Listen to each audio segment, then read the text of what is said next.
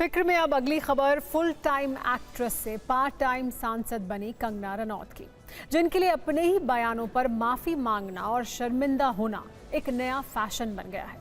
कंगना रनौत के फिल्मी डायलॉग्स पर 70 mm के पर्दे पर भले ही तालियां बजती हों, लेकिन राजनीति में उनके डायलॉग फिलहाल उनके लिए मुसीबत ही लेकर आए हैं।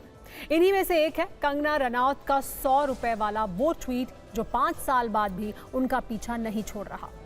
तब ये ट्वीट उन्होंने 73 वर्ष के एक बुजुर्ग दादी पर किया था। आज उसी ट्वीट पर सुप्रीम कोर्ट ने भी सांसद मैडम की क्लास लगा दी और उनकी राहत मांगने वाली याचिका को खारिज भी कर दिया।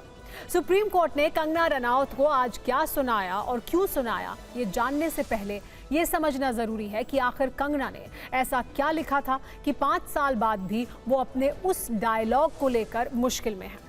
असल में 2020 में कृषि कानूनों के विरोध में जो किसान आंदोलन चल रहा था, उसमें कंगना ने आंदोलन पर बैठी 73 वर्ष की बुजुर्ग महिला महिंदर कौर को लेकर एक ट्वीट किया था।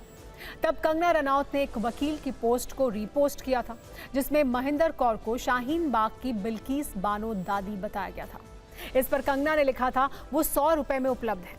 वैसे तो अब ये पोस्ट कंगना के एक्स अकाउंट से डिलीट हो चुका है, लेकिन आज के दौर में पोस्ट भले ही डिलीट हो जाएं, उसके स्क्रीनशॉट आपका पीछा नहीं छोड़ते। तब कंगना ने लिखा था ये वही दादी हैं जिसे टाइम मैगजीन में भारत की पावरफुल महिला होने पर फीचर किया गया था और ये 100 रुपए में उपलब्ध है।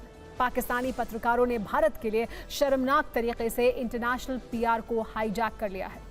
कंगना रनौत को लगा था कि उनके फिल्मी डायलॉग की तरह जनता इस संवाद को भी पसंद करेगी और बात यूं ही निकल जाएगी, लेकिन ये कंगना की गलतफहमी थी, क्योंकि 5 साल बाद आज ये मामला सुप्रीम कोर्ट पहुंच गया और यहां भी कंगना को जोर का झटका बहुत जोर से ही लगा है।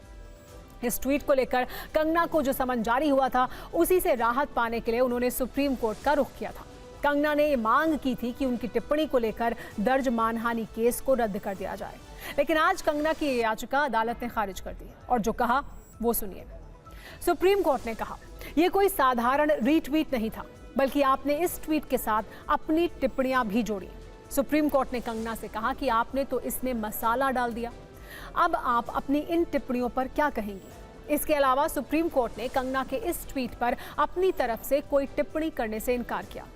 अदालत ने कहा कि इससे ट्रायल पर असर पड़ सकता है। कोर्ट के इस ऑब्जर्वेशन के बाद कंगना रनौत ने मानहानि केस को रद्द करने वाली याचिका वापस ले ली।